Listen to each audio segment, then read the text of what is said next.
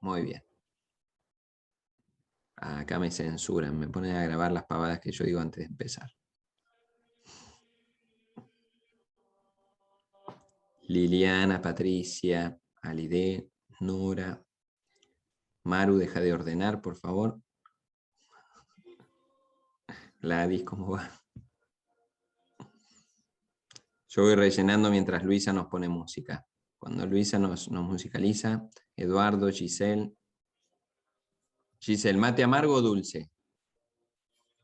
No te podés desmutear. Después me decís, por el chat. Muy bien. Yo voy a preparar el mío mientras me callo la boca.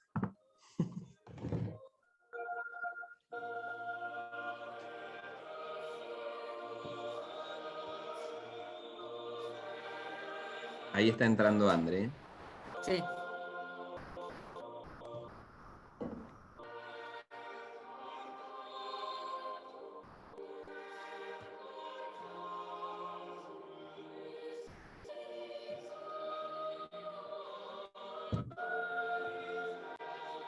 No me van a negar que mis chistes son más divertidos que el canto gregoriano, ¿no? No sé si es canto gregoriano, pero... Polifónico. Muy bien, gracias por desasnarme.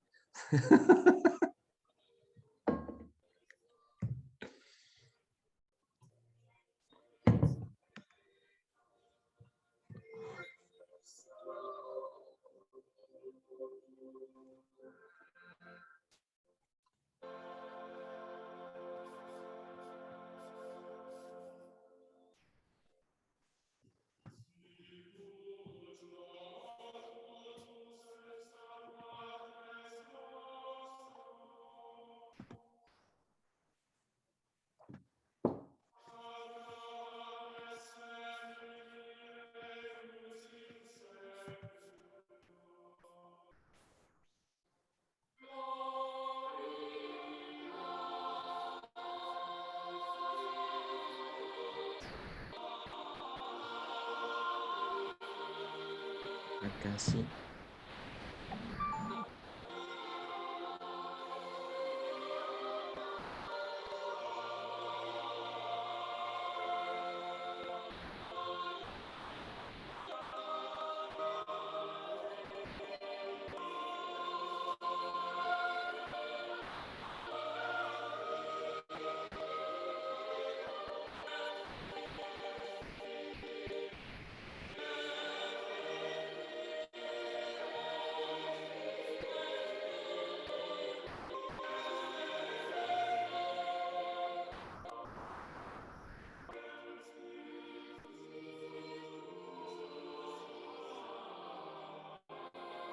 Bueno, estamos en hora.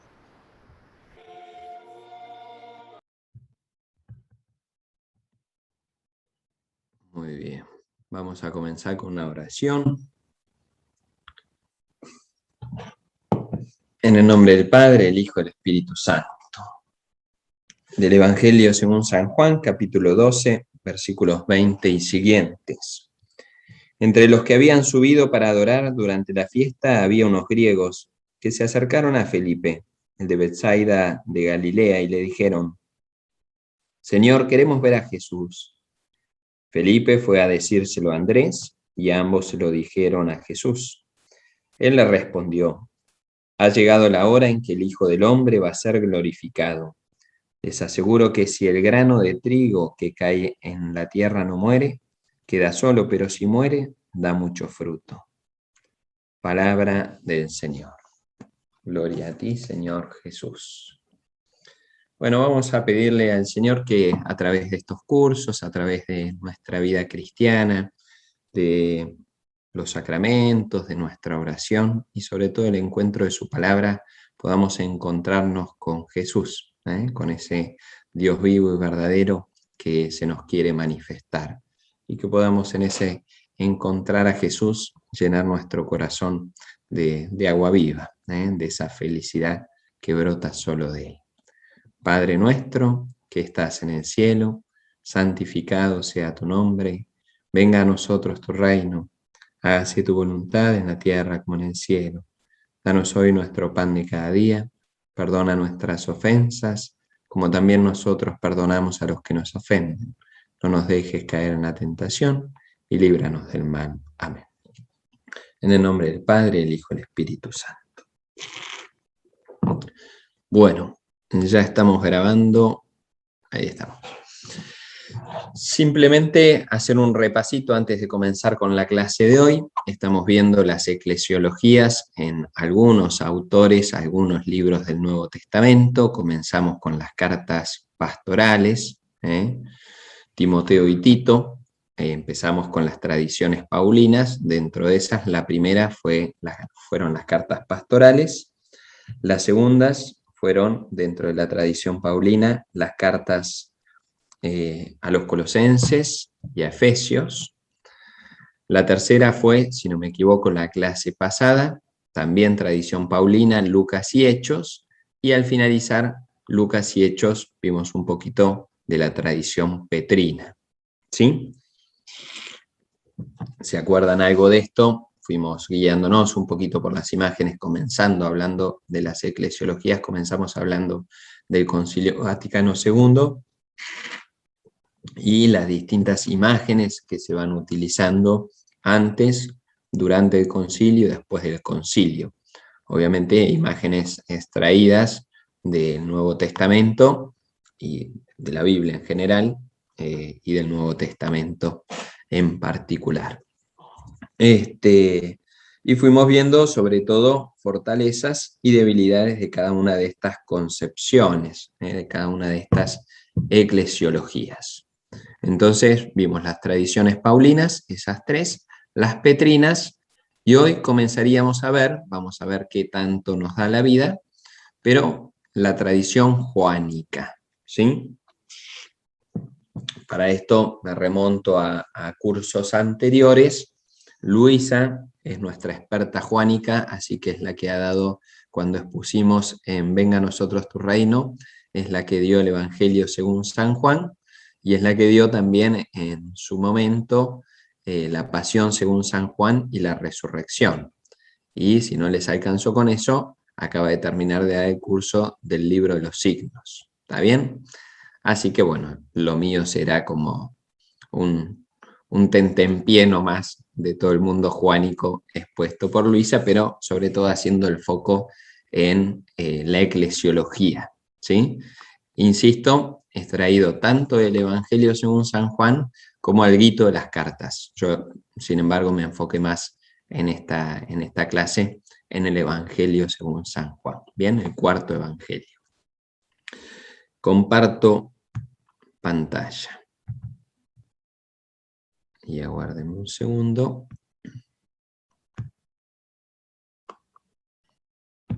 Ahí vamos. Bien. Espérenme. Aquí. Y vamos acá.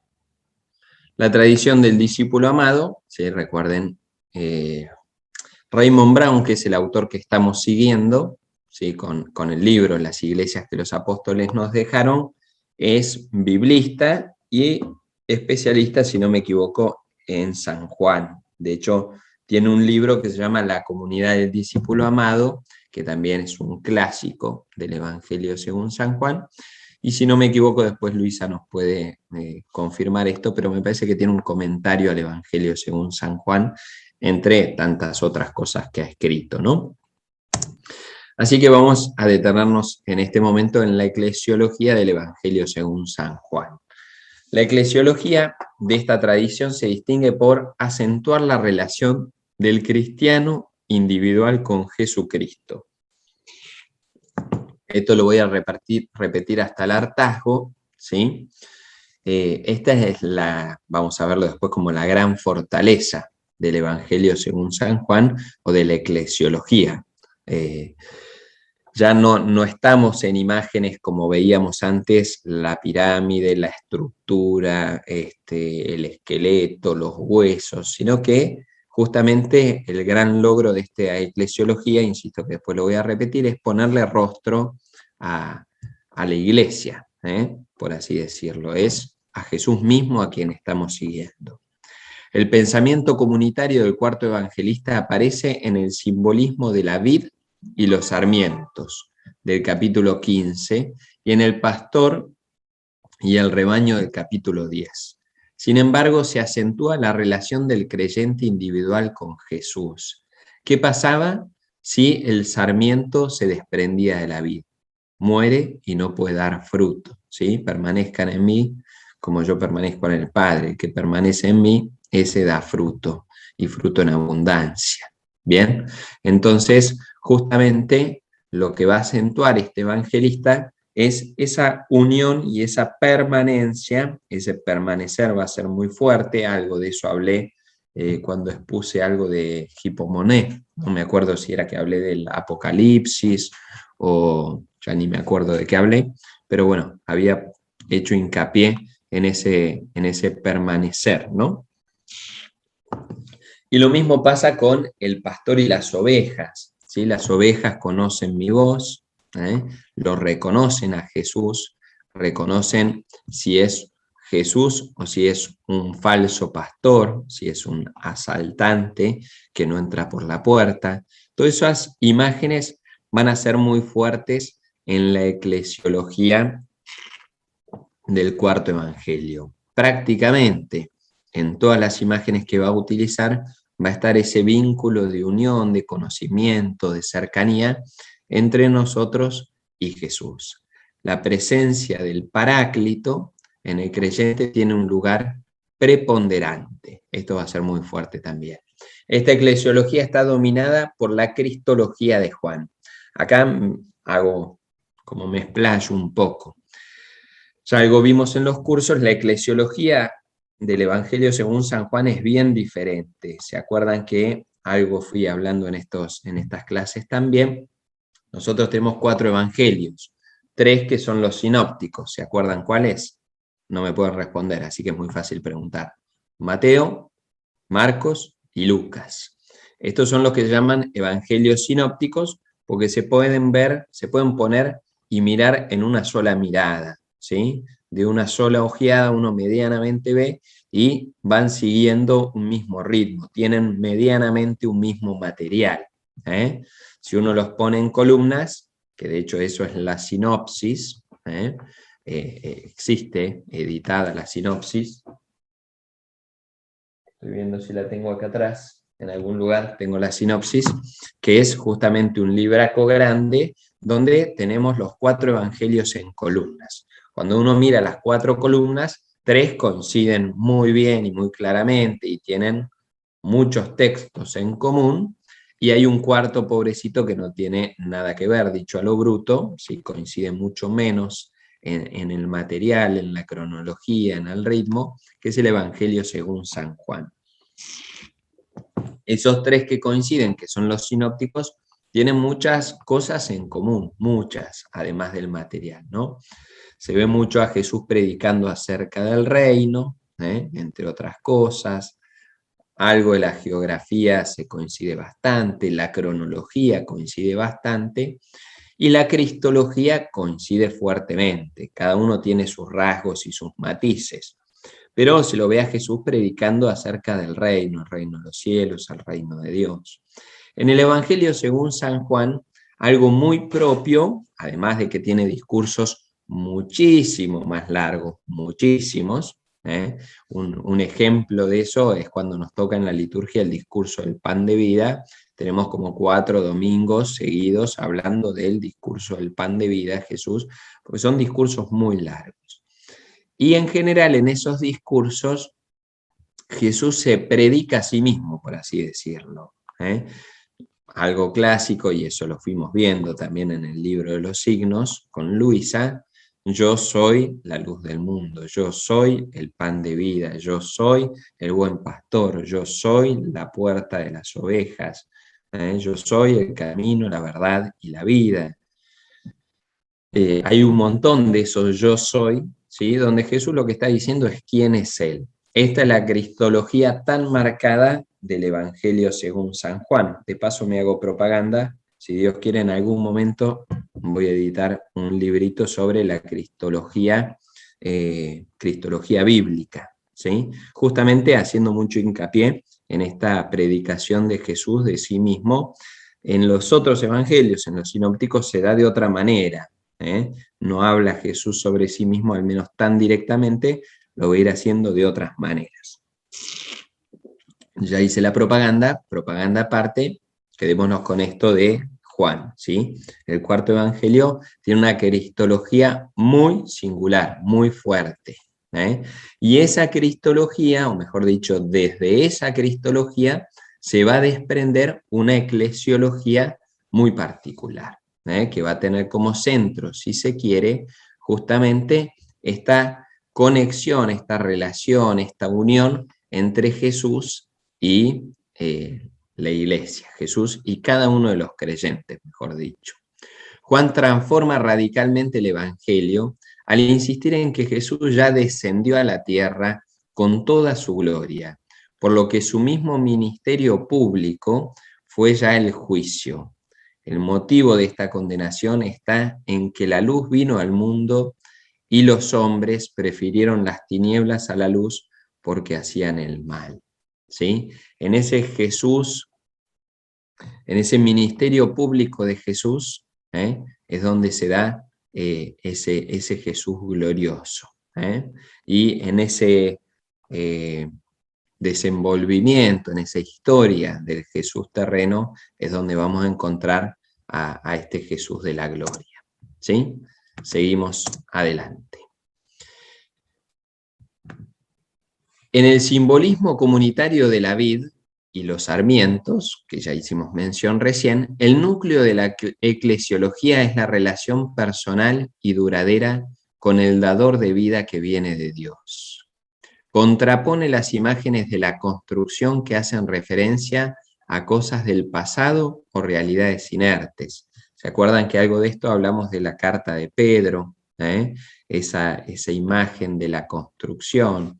En alguna de las tradiciones paulinas, en la primera, en las pastorales, hablamos justamente como ese San Pablo más llegado a la muerte está buscando afianzar los cimientos, en ese caso era justamente en la enseñanza de los apóstoles, y en que el que estaba escribiendo las cartas era un apóstol, ¿no?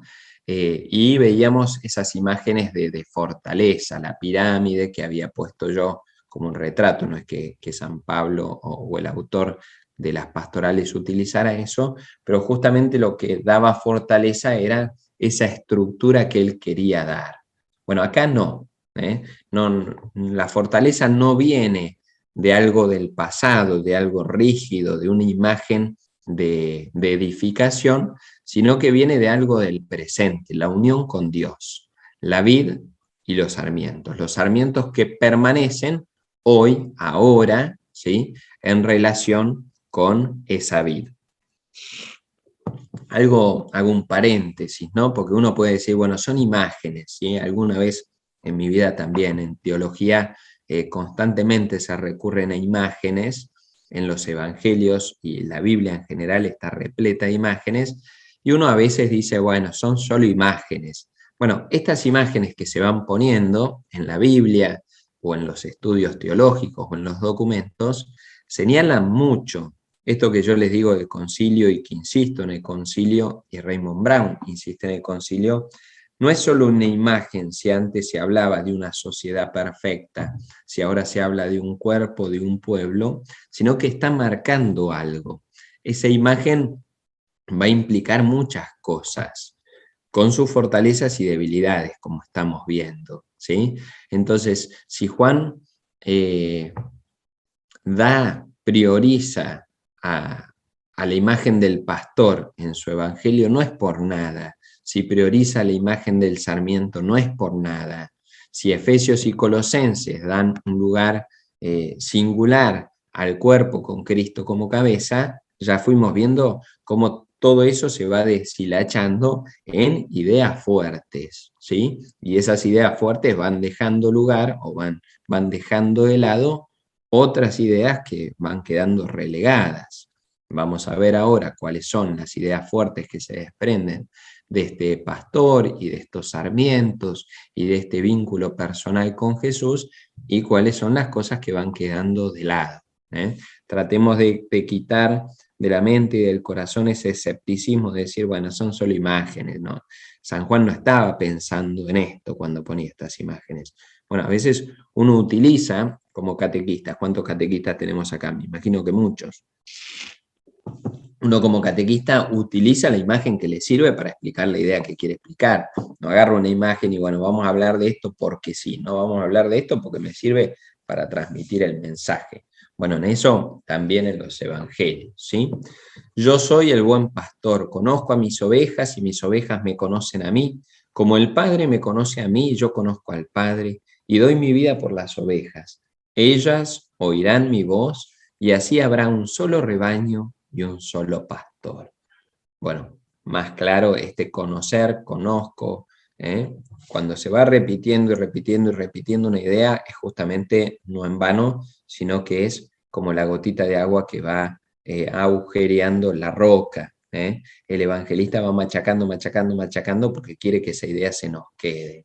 La construcción, ¿sí? Ahí tenemos algunas citas, el constructor, el fundador, la piedra angular de la iglesia. Todo eso nos habla como algo que ya fue construido, que está en el pasado en cierta manera. Los cimientos, los fundamentos ya fueron puestos. Bueno, si se quiere, contraponiendo esto, la prédica de Jesús justamente es que se olvidaron de la piedra angular. La piedra que desecharon los arquitectos es ahora la piedra angular.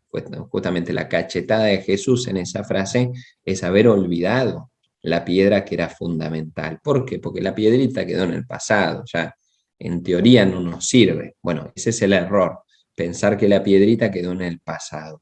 Por eso Juan va a utilizar estas otras imágenes que son mucho más dinámicas y presentes. La oveja no escuchó la voz de Jesús en el pasado, sino que el desafío es constantemente escucharla y discernir los caminos, porque si te quedaste en el pasado ya te comiste todo el pasto y te moriste de hambre, ¿sí?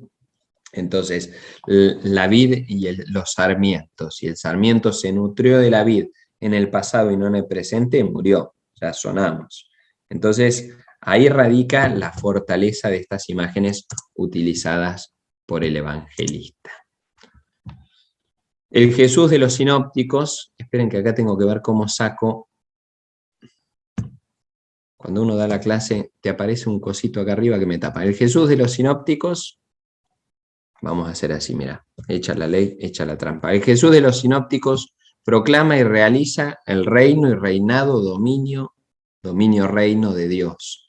El cielo es como el sembrador o como la semilla.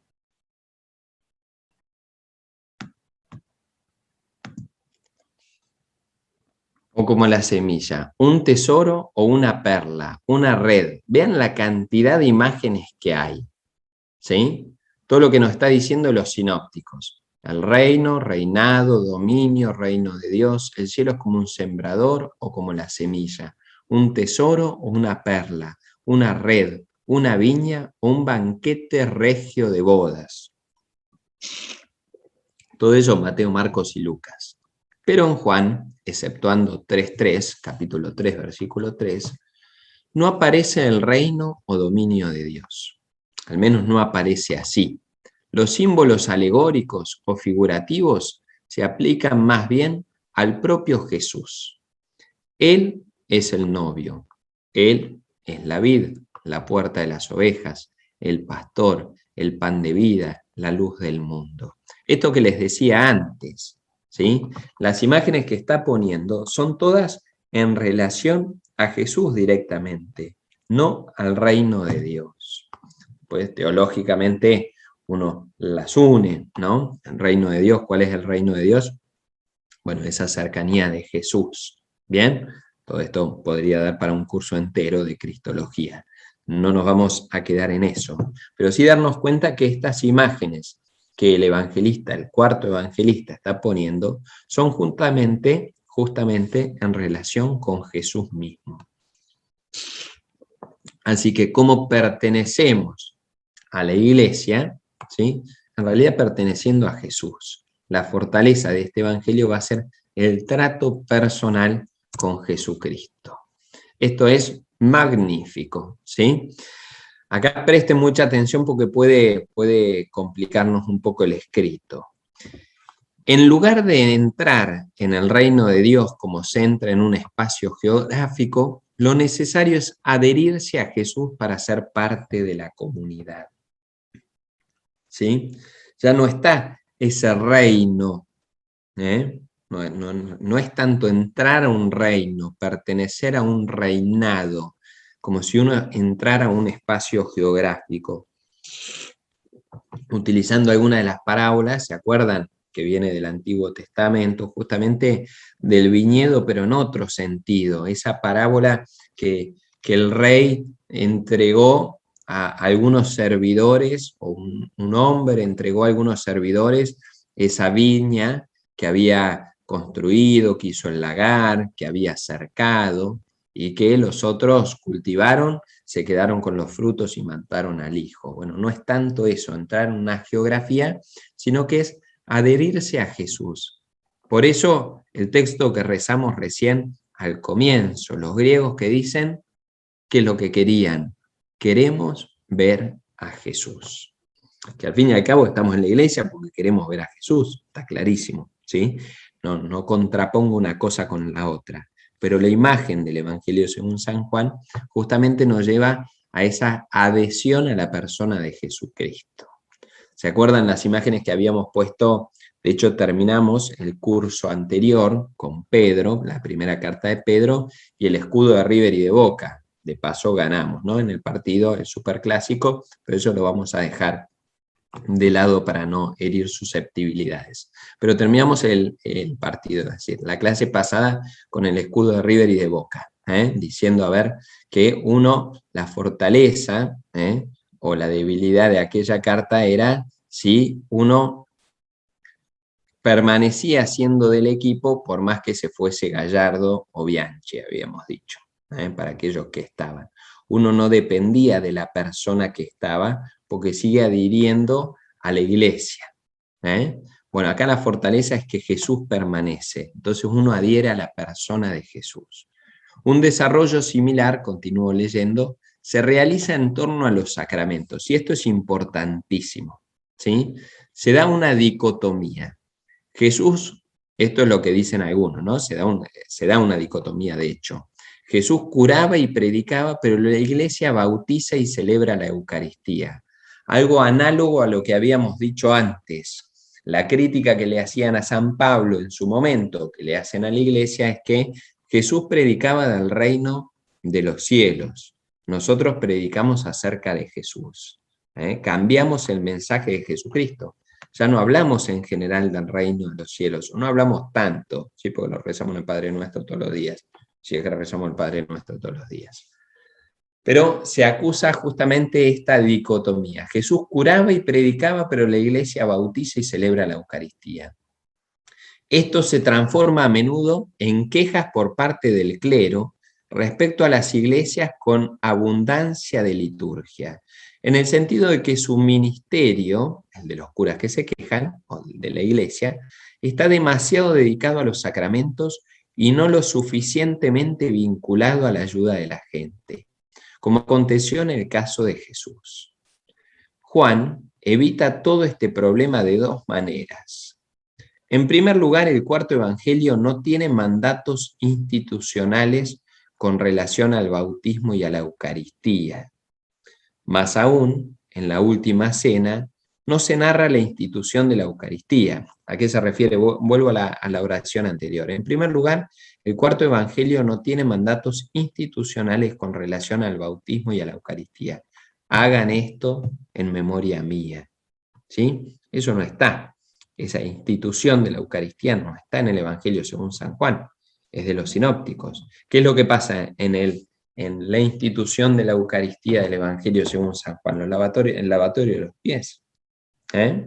Más aún, en la última cena no se narra la institución de la Eucaristía, solo el lavatorio de los pies. En segundo lugar, las referencias sacramentales de Juan se hacen poniéndolas en relación con lo que Jesús hacía normalmente en su vida.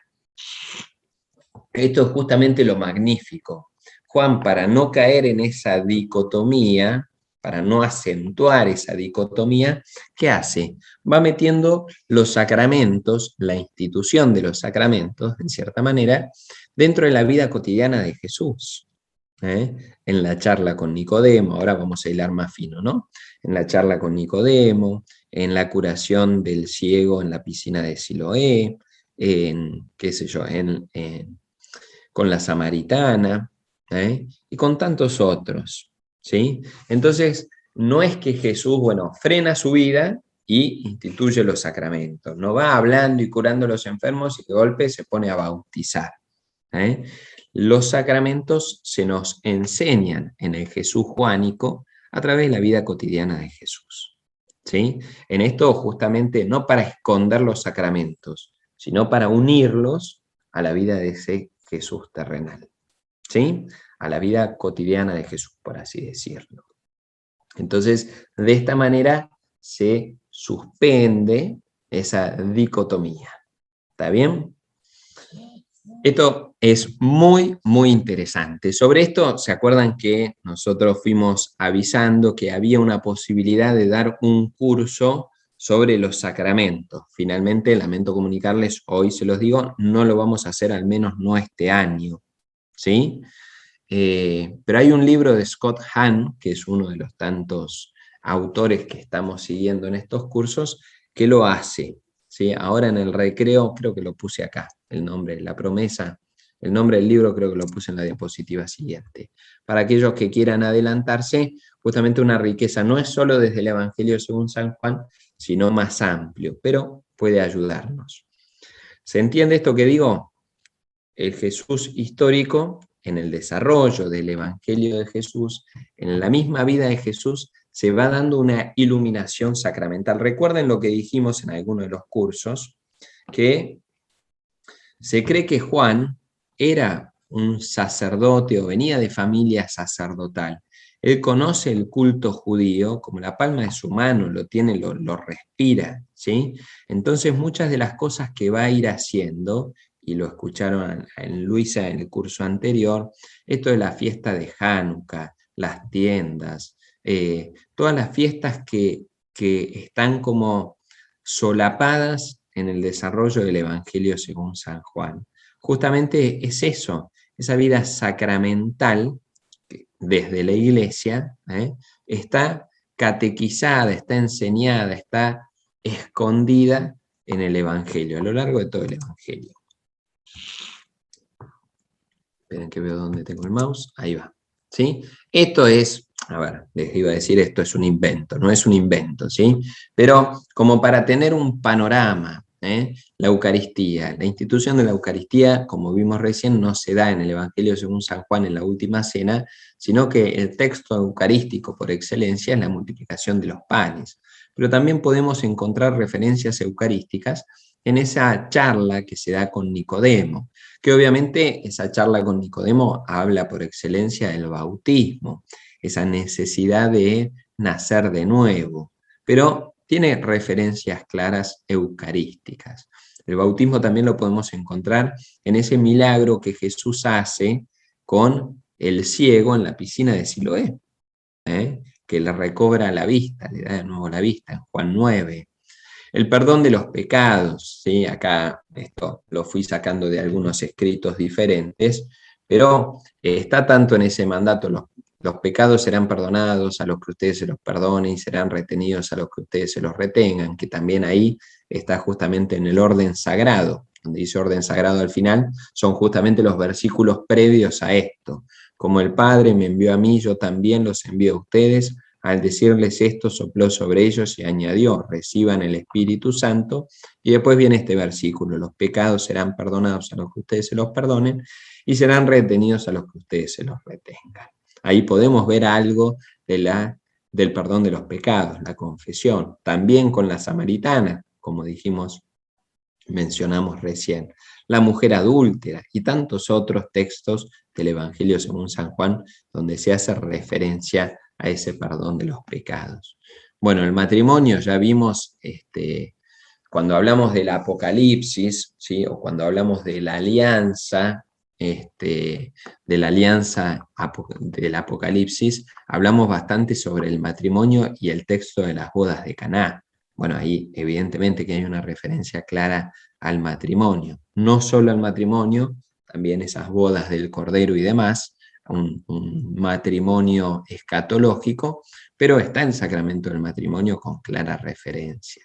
La confirmación, algunos autores dicen que hay una referencia a la confirmación en la resurrección de Lázaro, la resucitación, como habíamos dicho, y la unción de los enfermos, la curación del hijo del funcionario real, que de hecho es el texto que aparece en el ritual de la unción de los enfermos.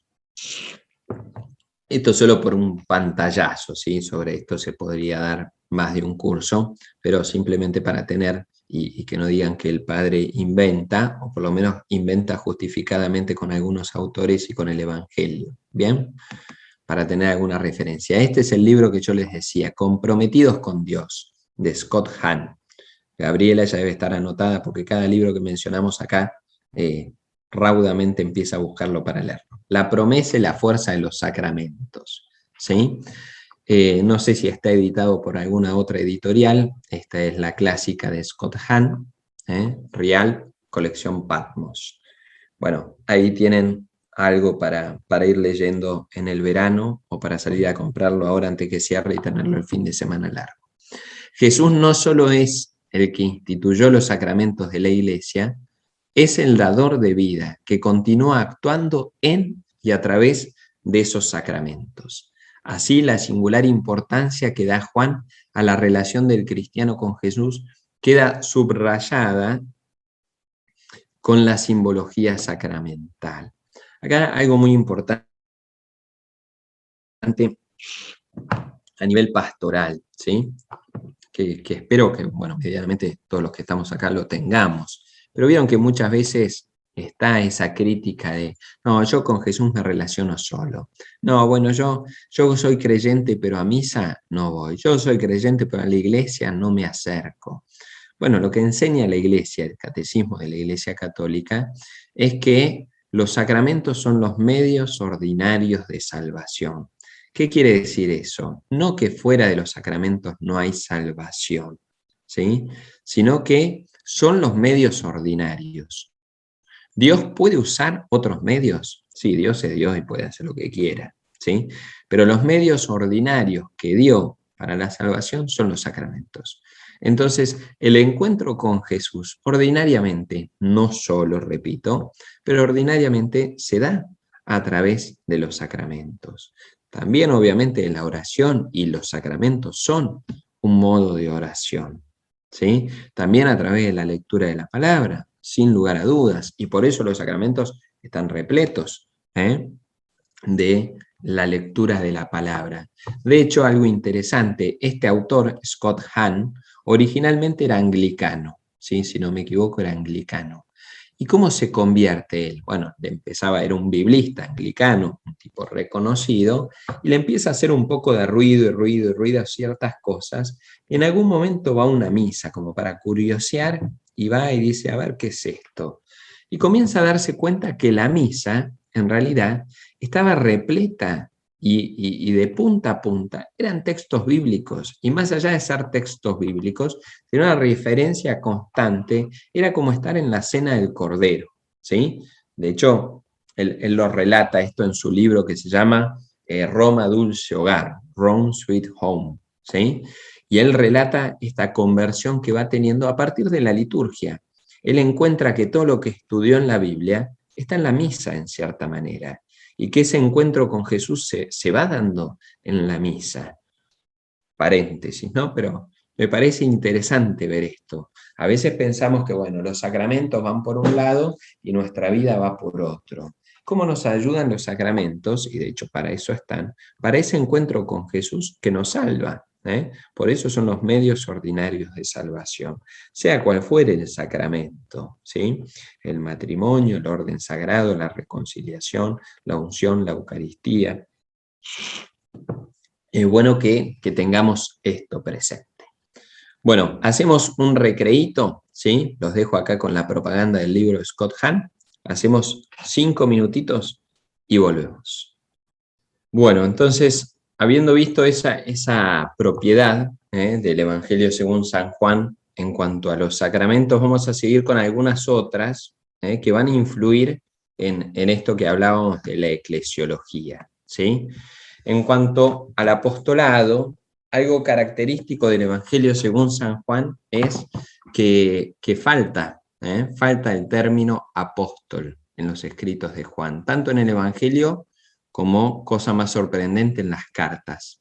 Ningún apóstol es exaltado como el gran héroe de la comunidad, al contrario de lo que ocurría en las comunidades de Pablo y de Pedro. ¿Se acuerdan lo que hablamos en la primera clase? Esta fortaleza, este lugar que las cartas pastorales daban justamente a Pablo, de que era como el cimiento. Otros van a hablar justamente de las columnas en Hechos de los Apóstoles, se va a hablar constantemente de las columnas de la iglesia, hablando de algunos de estos apóstoles. Acá no aparece el término, ¿sí? Lo cual llama la atención. De hecho, la figura por excelencia es un discípulo, el discípulo amado. En la eclesiología juánica no es el apostolado lo que constituye la dignidad principal. El cuarto evangelio pone el acento en la condición de discípulo, común a todos los cristianos, y dentro de esa condición, lo que confiere dignidad es el amor de Jesús. Acá en base a algún comentario, alguna referencia que pusieron en el chat, es muy complejo el tema del autor del Evangelio, según San Juan, ¿sí? Si San Juan era este o aquel, si San Juan era el mismo discípulo amado, si San Juan era un segundo San Juan, ¿sí? O hasta un tercero. Justamente en ese libro que les dije de Raymond Brown, La comunidad del discípulo amado, entre otras cosas, lo que Raymond Brown va desentrañando o entretejiendo es el tema del autor, el discípulo amado, y quién era este discípulo amado, ¿sí? Insisto, es muy complejo. No lo voy a desarrollar ahora, no me voy a meter en ese tema, pero tengamos en cuenta esto que venimos hablando en los cursos de Biblia, lo que hablamos mismo con las cartas pastorales. Bueno, por más que la escribe en nombre de San Pablo, está claro que no es el mismo San Pablo, ¿sí? O por lo menos hay fuertes comentarios y evidencias de que, o pruebas de que no es así. Más allá, no me meto en estas discusiones, ¿sí? Pero saber que no siempre hay que atenerse como si esto fuese un dogma de fe, porque no es así. Entonces, insisto, sin meterme en ese berenjenal, saber que esto es mucho más complicado de lo que parece. Ahora, lo que está claro, y haciendo referencia a esto, es que la figura a seguir, el modelo del cristiano perfecto, por así decirlo, en el Evangelio según San Juan es el discípulo amado. Si hay que poner la mira en alguien para seguir a Jesús, justamente eso es el discipulado, es el discípulo amado. ¿Bien? Y justamente, ¿qué es lo que hace que este discípulo sea tan distinguido? Es el amor de Jesús. Ahí radica lo más importante del Evangelio, el amor de Jesús. Y ahí radica la fortaleza de aquello que tenemos que buscar, ¿sí? No ser grandes eruditos, no saber grandes cosas, no haber conseguido grandes logros, sino el amor de Jesús. Acá, para verlo en concreto, sobre todo entre Pedro y el discípulo amado, se van a dar ciertos contrastes. Pedro toma siempre la palabra en los sinópticos. ¿Se acuerdan cuando le pregunta a Jesús, ¿quién dice la gente que es el Hijo del Hombre? Y después le pregunta, ¿quién dicen ustedes que soy yo? ¿Quién tomó la palabra? Pedro. Y así en repetidas ocasiones. En cambio, en Juan, en el Evangelio según San Juan, el cuarto Evangelio, Juan es el que intercede entre Pedro y Jesús. ¿Se acuerdan en la última cena? Justamente ahí la imagen que Pedro le dice, preguntale quién es, cuando habla del traidor, preguntale quién es el que lo va a entregar.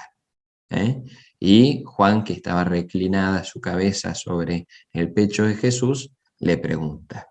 En los sinópticos, Pedro es el único de los 12 que sigue a Jesús hasta el tribunal o el palacio. En cambio, en el Evangelio según San Juan, Pedro no puede entrar en el atrio hasta que el discípulo amado lo consigue. Detalle no menor.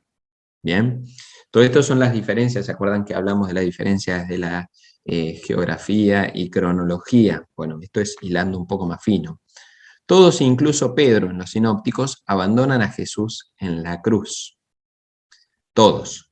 En cambio, en el Evangelio según San Juan, el discípulo amado está al pie de la cruz junto a María. Bien, todos los que son de acá de la arquidiócesis, el domingo escuchamos los textos propios de la Virgen de Luján, en toda la arquidiócesis. Y justamente, ¿cuál era el Evangelio? El Evangelio según San Juan: aquí tienes a tu madre, ahí tienes a tu hijo. ¿Sí? Este texto al que estamos haciendo alusión. Y en Juan, solo el discípulo cree sin haber visto al resucitado. ¿Se acuerdan esa carrera que se da? Si no me equivoco, el capítulo 21, esa carrera que se da para llegar al resucitado. ¿Quién llega? Que uno llega primero, pero es el discípulo amado. Llega primero, pero no entra. Pedro entra, y el que cree sin haber visto es el discípulo amado.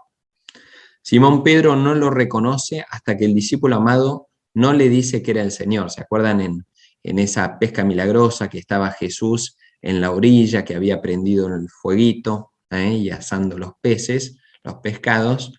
Y Simón Pedro lo ve y el discípulo amado dice: es el Señor. Y ahí Pedro salta y va nadando hasta la orilla mientras los otros traían las redes. ¿Se acuerdan?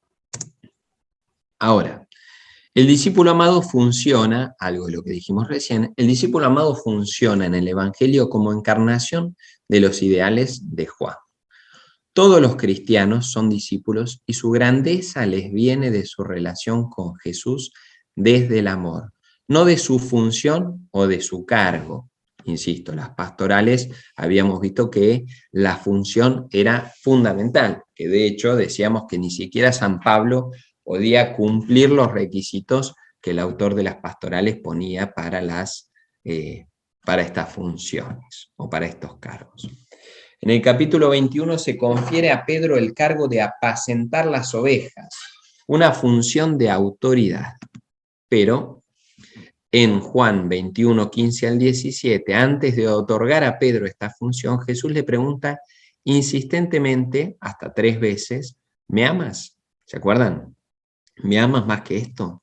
¿Me amas? ¿Me quieres? En realidad, dice al principio y al final: ¿me amas? Señor, tú lo sabes todo, sabes que te quiero. La autoridad debe basarse en el amor de Jesús. Más aún, Jesús sigue hablando de mis corderos y mis ovejas. El rebaño no pertenece a Pedro. Esto es muy importante, ¿sí? Apacienta mis ovejas, apacienta mis corderos. El dueño de esas ovejas y de esos corderos sigue siendo Jesucristo, por más que Pedro sea quien las apaciente. El rebaño no pertenece a Pedro ni a ninguna autoridad humana de la iglesia. Sigue perteneciendo al que dijo: yo soy el buen pastor, conozco a mis ovejas y ellas me conocen. Bien, lindísimo, todo esto es lindísimo. Como lo que estoy haciendo ahora, como les decía recién, es justamente ver características propias del Evangelio según San Juan, que después van a tener mucho que ver en la eclesiología, ¿sí?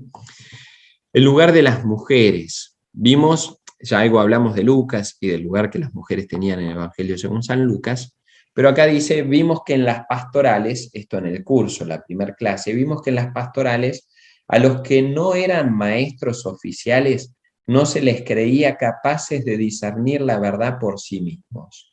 2 Timoteo capítulo 3 versículos del 1 al 9 discrimina entre los enseñados, especialmente a las mujeres, que continuamente están deseosas de saber sin llegar nunca al conocimiento de la verdad.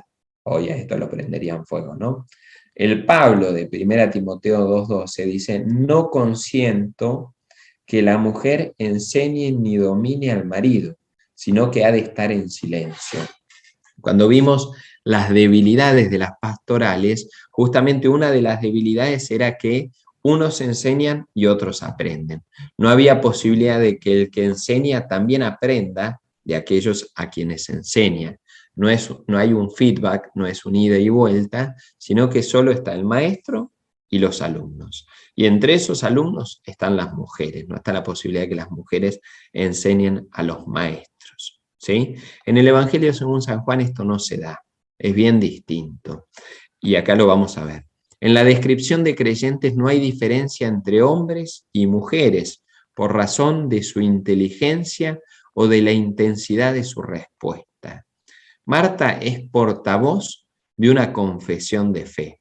En el Evangelio según San Juan, capítulo 11, versículo 27. Tú eres el Cristo, el Hijo de Dios. Tú eres el Cristo, el Hijo de Dios. ¿Se acuerdan en la resurrección de Lázaro? Tú eres el Cristo, el Hijo de Dios. Que Mateo pone en labios de Pedro, 16 al 17. Esto en el Evangelio según San Mateo lo confiesa Pedro. En el Evangelio según San Juan lo confiesa Marta. En Juan 20:14 no es Pedro, sino María Magdalena la primera en ver a Jesús resucitado. Esto es importantísimo, ¿sí? Es María Magdalena la que va y da testimonio de que vio al resucitado. Por más que Pedro vio las vestiduras, vio el sudario, la que vio al resucitado por primera vez es María Magdalena. Y por eso en la Edad Media se la llama Apostola Apostolorum, la apóstola, el apóstol de los apóstoles, ¿sí? Los puntos fuertes de esta eclesiología, y acá abrir los ojos, los oídos y prestar atención. Los puntos fuertes son, como lo veníamos diciendo, la relación permanente con Jesús por parte de los miembros de la Iglesia es un componente imprescindible de una eclesiología sólida. Yo puedo ser de la Iglesia y sentirme la columna vertebral de mi parroquia y de la Iglesia católica. Pero si yo no tengo contacto con Jesucristo, todo eso es pura cháchara, ¿sí? Si yo verdaderamente no tengo relación con Jesucristo, por más que vos hayas nacido en el confesionario de tu parroquia, no sirve de nada. Porque lo que nos hace miembros de la Iglesia es el contacto con Jesucristo y la relación permanente con Jesucristo. O sea, hoy y ahora. Si vos fuiste, vieron que a veces nos pasa a todos, y creo que va a pasar hasta que el mundo sea mundo, uno llega a la parroquia y siempre viene uno y te dice, padre, mi madre, mi abuela, mi tía, mi tatarabuela fue la que puso la piedra fundamental de esta parroquia. Bueno, señora, su madre puede estar sosteniendo las columnas de esta iglesia, pero si usted no se contacta con Jesucristo, acá no sirve para nada. Eso está en cuanta parroquia y capilla haya en el planeta Tierra. Aquellos que piensan que por su cédula o un número de documento, ellos son los dueños de la parroquia. Y muchas veces, no digo siempre, Dios nos libre, pero muchas veces estas personas dejaron de creer en Jesús o dejaron de rezar hace tiempo. Entonces, señora, por más que su tatarabuela haya puesto todos los euros del planeta para construir esta iglesia, si usted no reza, no nos sirve de nada, ¿sí? La fe no se hereda y no viene por apellido. La fe viene por el contacto permanente, la relación permanente con Jesús. Sé que algunos se regodean en estos comentarios y de paso le ponemos un poquito de sal y pimienta a las clases. Pero ojo al piojo, porque el pecado original sigue en nosotros. En eso, por lo menos las consecuencias del pecado original, mejor, porque si no, el bautismo no sirvió de nada. Las consecuencias siguen en nosotros y estas cosas están. No por nada el Evangelio según San Juan escribe lo que escribe, ¿sí? Las eclesiologías pasadas no nos muestran el rostro de Jesús. Esto es excelente. Las eclesiologías pasadas, ¿a qué se refiere Raymond Brown? A las que vimos hasta ahora. Las de la tradición paulina, esas tres, las de las pastorales, las de Efesios y Colosenses, las de Lucas y Hechos y las de San Pedro. la de las cartas petrinas. Esas eclesiologías no nos muestran el rostro de Jesús, justamente por ser de tradición paulina, sobre todo las de referencia a tradición paulina. ¿Por qué? Porque Pablo no conoció a Jesús, al Jesús histórico, no lo conoció, no dibuja en sus cartas la personalidad del maestro. En cambio, estos que vienen de tradición juánica del discípulo amado, va a ser fundamental ese rostro de Jesús. Si dispusiéramos únicamente de las cartas paulinas, solo conoceríamos unas cuantas expresiones de Jesús, pocas, muy pocas. Lo que nunca aparece en las cartas es el tipo de persona que fue Jesús, ni por qué la gente lo seguía durante su vida. Acá entendemos, ¿sí?, las riquezas, ya lo hemos hablado, las riquezas del canon. Bueno, San Pablo aportó un montón, obviamente, y estamos viendo a San Pablo en estos cursos hasta en la sopa. Bueno, pero hay cosas que San Pablo no pudo aportar por su historia, porque él no conoció al Jesús histórico. Después vamos a poner un matiz a esto. Pero esto es fundamental, ¿sí? Entonces, si fuese por las cartas paulinas y la tradición paulina, Jesús no tendría rostro, en cierta manera. ¿Bien? El punto fuerte, o uno de los puntos fuertes del Evangelio según San Juan y las cartas juánicas, es ponerle rostro a Jesús. Si tenemos derecho a preguntarnos como veníamos haciéndolo a lo largo de este libro, ¿cómo sobrevivieron las iglesias después de la muerte de los apóstoles? Esa era la pregunta original de Raymond Brown. ¿Cómo sobrevivieron las iglesias después de la muerte de los apóstoles? Debemos reconocer que existe una pregunta eclesiológica previa. Antes de esta pregunta, ¿cómo sobrevivieron las iglesias a la muerte de los apóstoles? Deberíamos preguntarnos cómo sobrevivió el seguimiento de Jesús después de su muerte. ¿Sí? No es solo cómo la iglesia, estaríamos acá, haciendo una línea de tiempo, cómo la iglesia superó la muerte del último de los apóstoles, sino cómo los apóstoles sobrevivieron a la muerte de Jesús, sobrevivieron en cuanto a la fe, ¿no? ¿Cómo sobrevivió el seguimiento de Jesús después de su muerte si tal seguimiento implicaba el amor a Jesús? Sobrevivió solo porque se consideraba el amor a Jesús como algo permanente, incluso en aquellos que no lo conocieron durante su ministerio. Y acá viene el matiz a eso paulino que había dicho. Puede discutirse lo que quería decir Pablo cuando escribió "El amor de Cristo nos apremia", pero está claro que Pablo no solo creía en Jesús, también lo amaba. Aunque no aparezca en las cartas paulinas, Jesús tenía un rostro para Pablo. ¿Se acuerdan de la visión de Pablo? Saulo, Saulo, ¿por qué me persigues? Esa experiencia que tuvo. Bueno, él se encontró con Jesús y Jesús resucitado, ¿sí? Me amó y se entregó hasta el fin. Él tiene una experiencia del amor de Jesús por él y tiene una experiencia de Cristo. No sabemos cómo es ese rostro, ¿sí? Pero un cierto rostro para Pablo tenía. En cambio, los apóstoles, los apóstoles, Pablo también lo era, pero los apóstoles, esos 12 que vivieron con Jesús, que lo acompañaron, que escucharon sus enseñanzas, bueno, tenían el rostro de ese Jesús histórico, y tenían su voz grabada, y tenían sus palabras, y por eso los evangelios se enriquecen con aquella fuente Q, con aquellos dichos de Jesús, porque hubo testigos oculares que vieron y siguieron a Jesús durante su vida, desde el comienzo de su predicación hasta su ascenso a los cielos. Va a decir los Hechos de los Apóstoles cuando tienen que elegir el sucesor de Judas. ¿Bien? Voy mezclando cosas, ¿sí? Para que se vea que hay una hilación en todo. Tal vez es más confuso y alguno dirá, padre, vaya más lento. Para eso lo tenemos todo grabado en nuestro canal de YouTube, pero el Evangelio según San Juan es grande, ¿sí? ¿Cuántos más feligreses, esto lo dice Raymond Brown, cuántos más feligreses perderán las parroquias enormes e impersonales de cualquier denominación cristiana?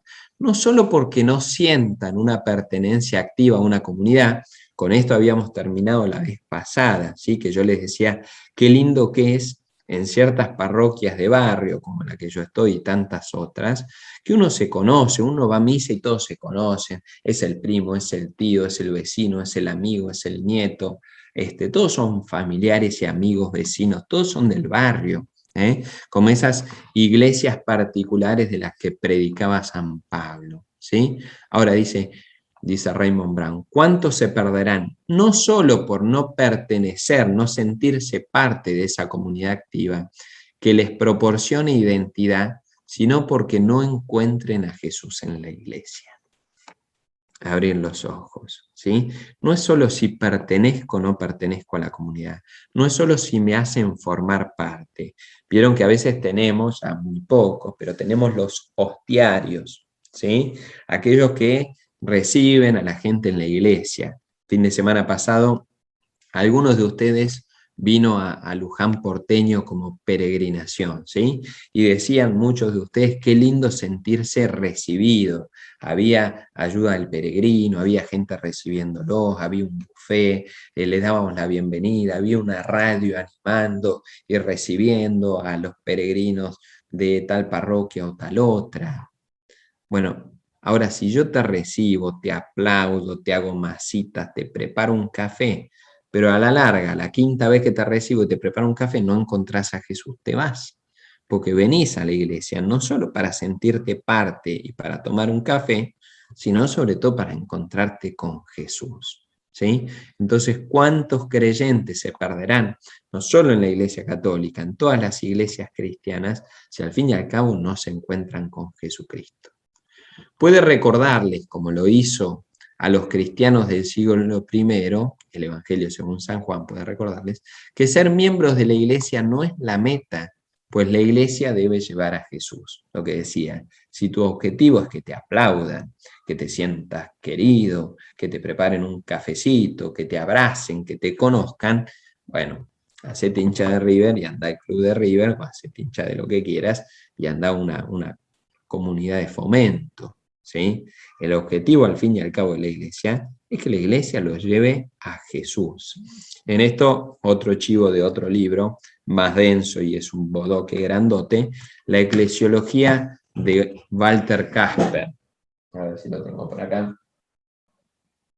Acá la tengo. La eclesiología de Walter Casper, la iglesia de Jesucristo, ¿sí? Es un bodoque, una recopilación de libros, de escritos teológicos de él, ¿sí? Donde una y otra vez machaca y machaca y machaca. ¿Cuál es el fin de la iglesia? Llevar a Jesucristo. Si la iglesia no lleva a Jesucristo, es una organización que está muerta. La piedra que desecharon los arquitectos, de nuevo, es la piedra angular. ¿Cuál es la piedra? Jesucristo. Entonces, tenemos que reencontrarnos en este sentido con la fortaleza del Evangelio según San Juan. Ojo al piojo que en un ratito vamos con la debilidad que no es menor, ¿sí? Pero justamente, qué bien nos hace recordar la vida y los sarmientos, qué bien nos hace recordar que tenemos que estar a la escucha de este Jesús que es buen pastor. La voz del pastor la necesitamos permanentemente. Yo mandé grabar en mi cáliz de ordenación, yo soy la vid, ustedes los sarmientos. ¿Sí? Yo soy la vid, ustedes los sarmientos. Para que cada vez que celebre la misa, al menos con ese cáliz, recuerde que tengo que estar unido a Cristo. Puedo celebrar la misa. Si me olvidé de Jesús, no sirve de nada. ¿Sí? La gracia de Dios hace lo suyo, el sacramento es válido, sí. Pero desde mi sacerdocio y sobre todo desde mi ser cristiano, que eso es válido para todos nosotros, el sacerdocio ministerial, por más yo puedo ir a 20 misas en el día, pero si no escucho al pastor y si no me acerco a aquel que es la vid, no sirve de nada. Bien, seguimos con esto. Otro punto fuerte es el igualitarismo. Algo de esto hicimos mención ahora con María Magdalena y las mujeres, ¿no? El igualitarismo entre los miembros de la iglesia.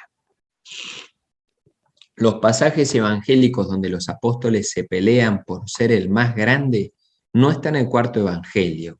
¿Se acuerdan? No lo leímos hace mucho. En este último mes que pasó, hubo como 3, 4 veces en la misa en la semana y los domingos que veíamos, escuchábamos las peleas de los apóstoles por quién tiene el primer lugar. En el Evangelio según San Juan esto no está. La ambición no entra en juego si todos son discípulos y la prioridad o el estatus lo da el amor de Jesús. ¿Sí? Aquello que comparamos de Pedro y Juan. Bueno, ¿qué es lo que lo hace estar cerca de Jesús? El amor. Bien, entonces no hay esa pelea por el primer lugar. El tema es ser amado por Jesús, el discípulo al que Jesús amaba, el discípulo amado. El día del bautismo es más importante que el de la ordenación sacerdotal. Por eso cuando dije lo del cáliz, aclaré y también para todos nosotros. No importa, solo, no importa no. Digo, ¿qué es más importante? El día del bautismo. ¿Por qué? Porque sin bautismo no hay ordenación sacerdotal, ¿no? El día del bautismo, si somos sacerdotes, si tenemos el sacerdocio común, bueno, en eso participamos del sacerdocio de Jesucristo. Después algunos somos tomados de entre ese sacerdocio común para tener el sacerdocio ministerial. Pero tenemos que recordar con más énfasis, si se quiere, el bautismo. Acá me hago un tirón de orejas. Yo varias veces quise averiguar cuándo estaba bautizado y me lo olvido siempre. No me voy a olvidar el día de la ordenación. En defensa mía, cuando estaba bautizado no tenía ni un mes, así que no me acuerdo nada. El día de mi ordenación, gracias a Dios, era un poquito más grande y más consciente, ¿sí? Pero a nivel ontológico y de importancia, bueno, no perdamos la importancia del bautismo. El primer sacramento, al fin y al cabo, concierne a la salvación, nos convierte en hijos de Dios, una dignidad más grande que cualquier designación para un servicio especial a Dios. Esto es fascinante, del Evangelio según San Juan. Puede venir el Papa con 30 millones de mitra una arriba de la otra, y ahora vamos a hablar justamente de eso, pero nosotros somos tan hijos de Dios como el Papa, ¿sí? Por eso, un ejemplo que da Raymond Brown en su libro es la pérdida de los signos papales. La tiara, esa triple corona, la coronación, tantas cosas que se fueron perdiendo que antes el Papa no se podía ni mover de tanto ornamento que tenía, exagero. Pero bueno, justamente el poder poner el énfasis en la importancia del ministerio común, del sacerdocio común. ¿Bien? Espero no escandalizar a nadie en esto. A veces hago énfasis y exagero, porque soy un poco exagerado, pero además pedagógicamente. Los evangelios y los autores sagrados también muchas veces exageran, al punto que en la Biblia parece que un burro habló y que a Jonás se lo comió una ballena, si siguen las lecturas de esta semana. Bien, puntos débiles, ¿sí? ¿Cuál es el punto débil? Y acá abrir los ojos también, y con esto voy terminando. Tengo varias diapositivas del punto débil, nos quedan 15 minutos. El individualismo. Y acá, todos aquellos que venían como encendiendo el Evangelio según San Juan, y nos enamoramos porque el discípulo amado y nuestra relación, y la vid y los sarmientos, tenemos que poner un parate porque la gran debilidad, y que trajo bastantes despelotes, es el individualismo. La palabra iglesia en su sentido más amplio, no aparece en los escritos de Juan. ¿Sí? ¿Qué es lo que importa? Ama a Dios, ama y haz lo que quieras, diría San Agustín. Sí, pero ama y haz lo que quieras, pero también está el amor al hermano. El Evangelio según San Juan, bueno, vos amás a Jesús y buenísimo, viva la Pepa, iba a decir, no es el mensaje del Evangelio.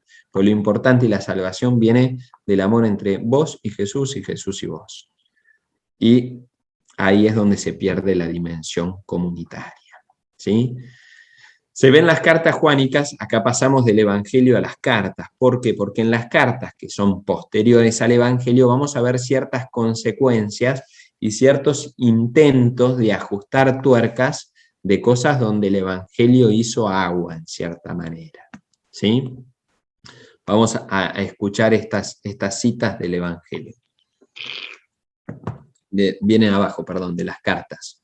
Les leo lo que dice Raymond Brown. La situación reflejada en las cartas, escritas menos de una década después que el cuarto evangelio. ¿Qué quiere decir con este menos de una década después? Que antes de 10 años ya hubo que ajustar tuercas, porque el evangelio según San Juan era tan drástico en esto, a favor, ¿no?, de esa relación con Jesús, que en menos de 10 años ya se vio por dónde perdía agua la cañería, ¿sí?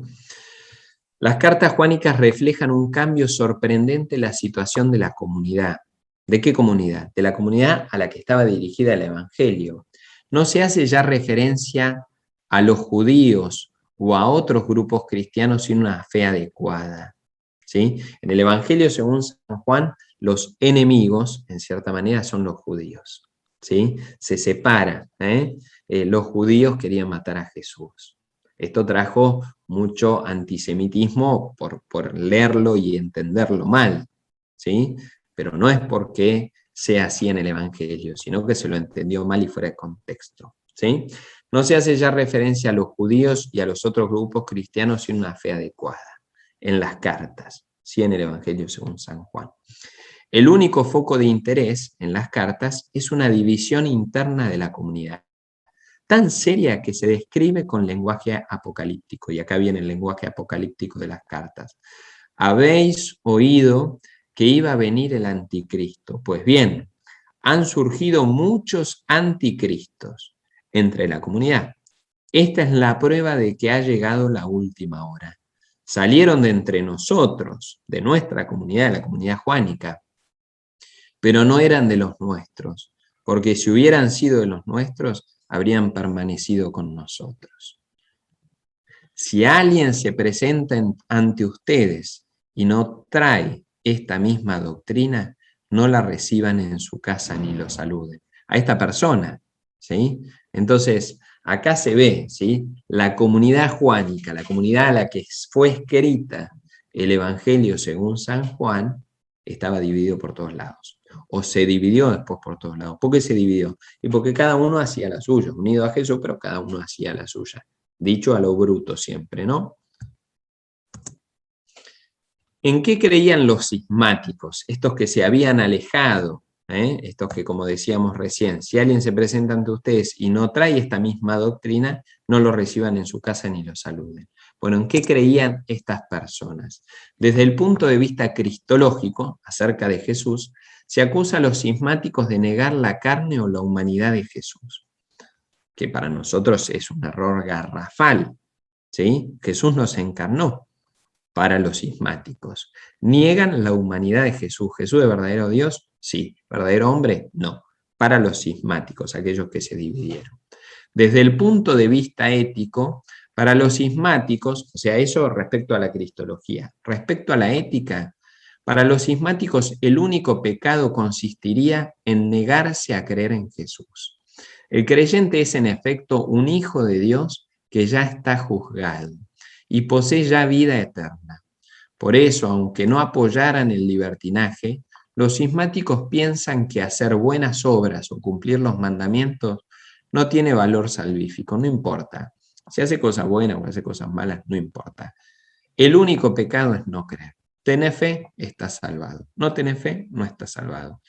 Hoy venía, justamente cuando venía para acá, fui al seminario y a la vuelta había de alguna iglesia evangélica en la avenida, no sé qué avenida era, en Nazca y alguna otra avenida, con un cartel gigantesco colgado acá: cree en Jesucristo, si no, y decía, Cristo igual cielo, no creer igual infierno, y un Photoshop, una cosa así, de toda gente quemándose. Yo decía, ay, Dios mío, gracias a Dios mi fe es distinta, ¿no? Pero que eso, si se quiere, bueno, es juánico, no digo al 100%, pero digo, es muy juánico. ¿Crees? Estás salvado. ¿No crees? No estás salvado. Bien, entonces donde lo único que importa es la fe en Jesucristo. Contra estas concepciones cristológicas y éticas, el autor sostiene que desde el principio se sabe que la salvación vino no solo por la encarnación de la palabra, sino también y esencialmente por la muerte de Jesús, el autor de las cartas. ¿Sí? Entonces se ve qué es lo que estamos haciendo para darle un redondeo. Estamos viendo que menos de 10 años después del Evangelio según San Juan, ya se veía que toda esa riqueza, sin quitar la riqueza que tiene el Evangelio de San Juan y esa relación entre la vid y los sarmientos y la oveja con el pastor con las ovejas, sin quitar esa importante dimensión de nuestra fe, bueno, vemos que se acentuó tanto eso que hizo agua en otro lado. ¿Sí? Los puntos débiles, que es lo que estamos viendo, la parcialidad de una teología que se configura en ambiente polémico, que lleva en definitiva a la exageración y a la división. Más arriba indiqué que el autor del cuarto evangelio acentuó lo que negaban los judíos y otro grupo cristianos, la divinidad preexistente de Jesús. Los grupos, estos grupos cristianos y los judíos en primer lugar, ¿qué negaban? Que Jesús fuera Dios.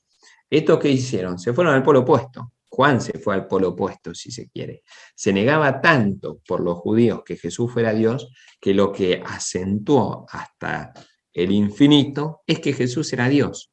Tanto que la comunidad juánica, pocos años después, o muchos de la comunidad juánica, negaron la humanidad de Jesús.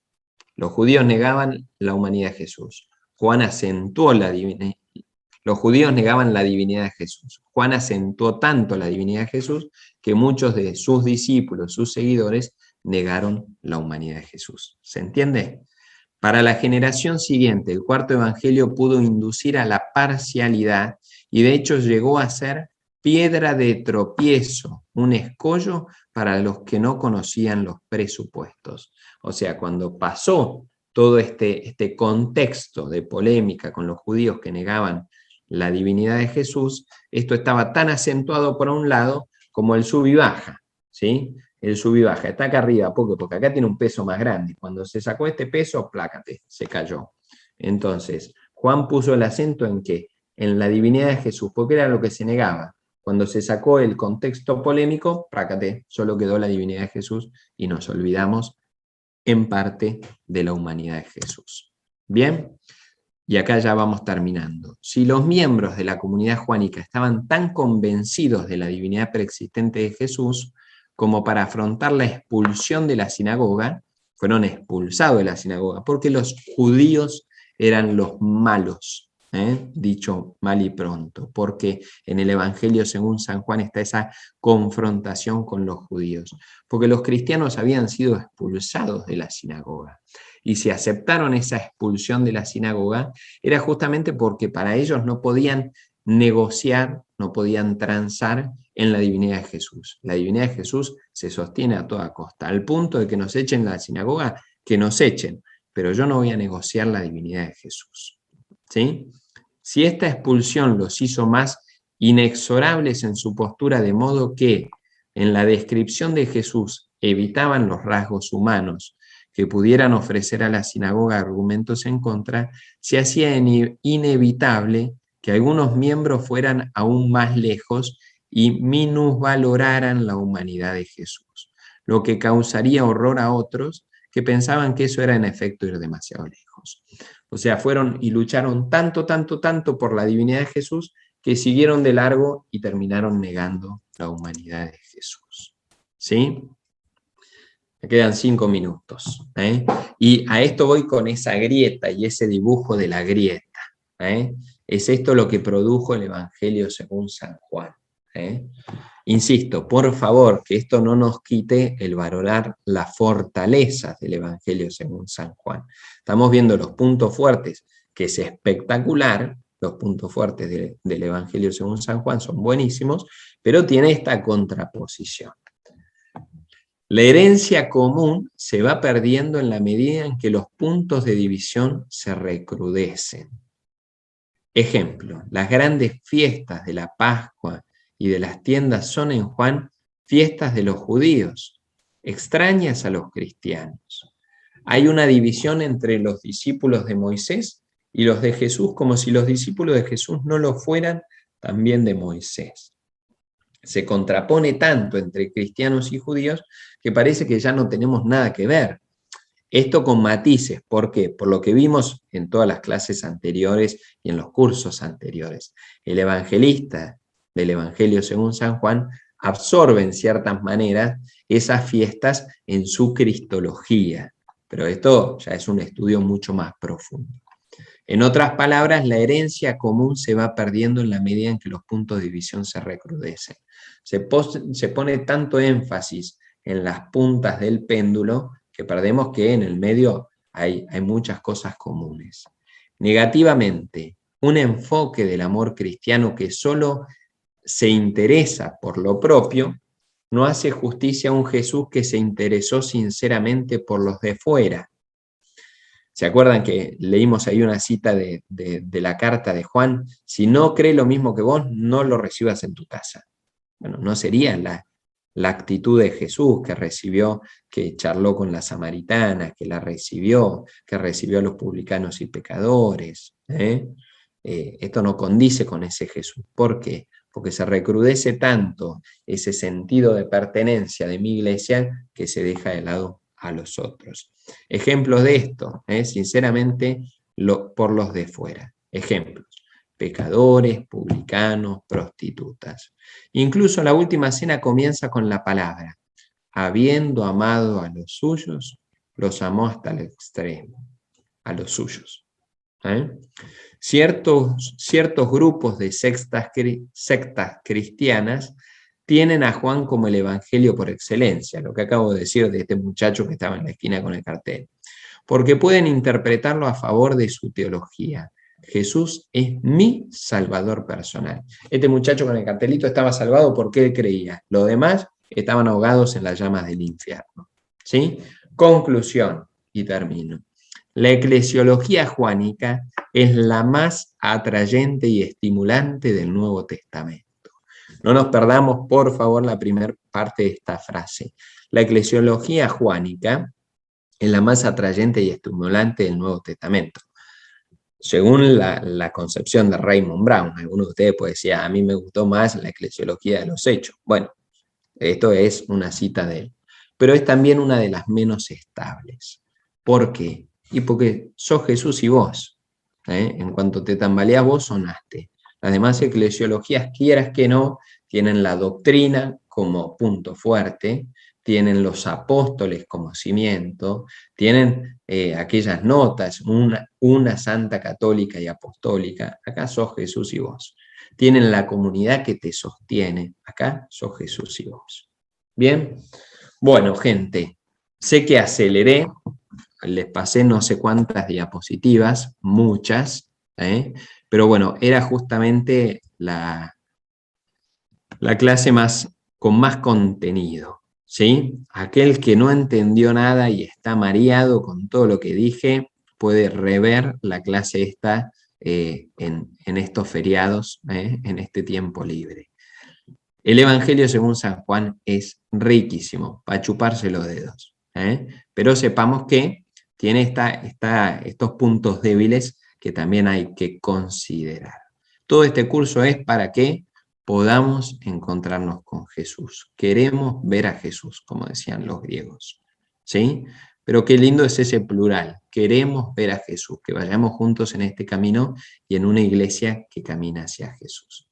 No los torturo más, vayan en paz, descansen y disfruten del fin de semana largo. Muchas gracias a todos.